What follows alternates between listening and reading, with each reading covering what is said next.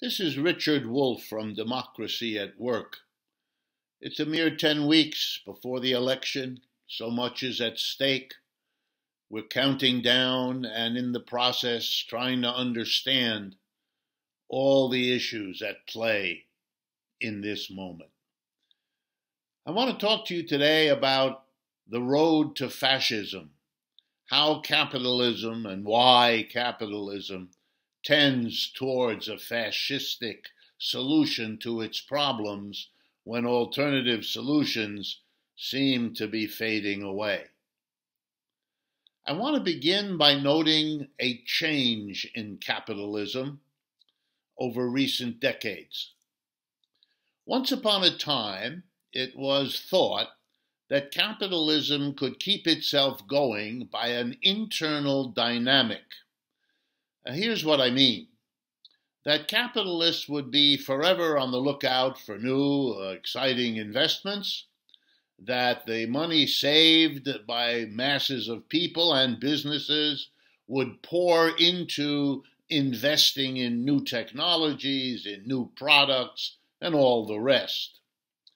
In economics, we tended to call this animal spirits, a sort of mysterious dynamic that kept capitalism going, because we all understood that if and when capitalists saved money, earned a lot of profits that they couldn't or wouldn't spend, they better find another way for that money to keep going back into the economy, for example, through investment, or else we would have stagnation. We would have an economic crash, and the whole system would be in trouble. Well, it was half mythology, half real. The mythology part was we did have crashes, and it did break down from time to time. On average, every 4 to 7 years, the investment wasn't enough to keep the system going and had to be rescued by one or another government stimulus. But it had some grain of truth in the fact that other than in those every 4 to 7 year average crashes, it did seem to have a certain dynamism.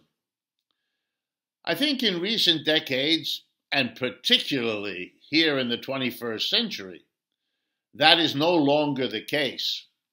That is, capitalism, in terms of its internal dynamic, in terms of the animal spirits motivating its investors, is pretty much exhausted. And something else has had to come in to keep the system from imploding in its own failure to generate new investments, new ways for the wealth to be thrown back into the economy so that we don't have a crash that simply drowns us in depression.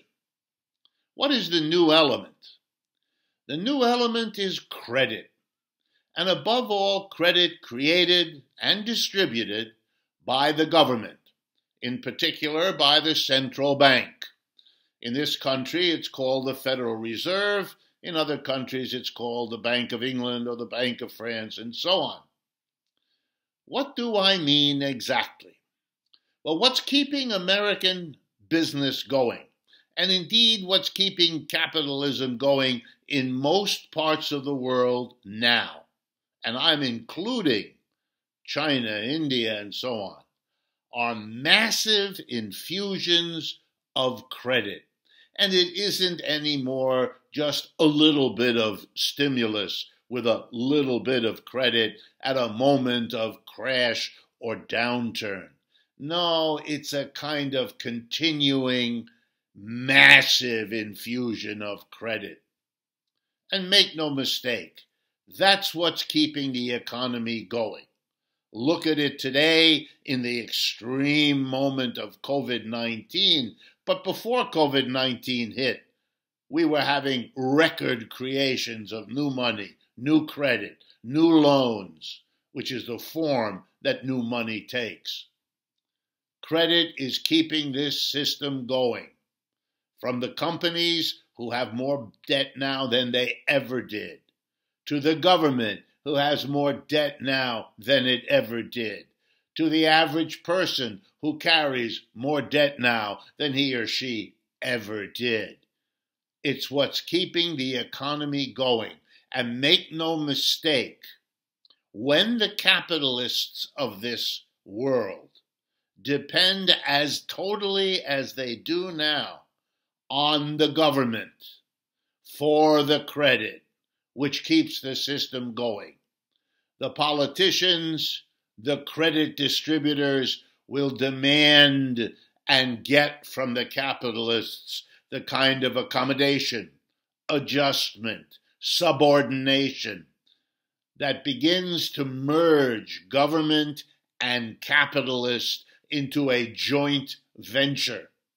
And that joint venture is the survival of capitalism, the survival of a small group of people at the top, employers, overseeing, supervising, and exploiting a mass of the population, employees. But in fascism, the difference is that the lines between government and the private capitalist employers, those lines get blurred, and eventually they get erased.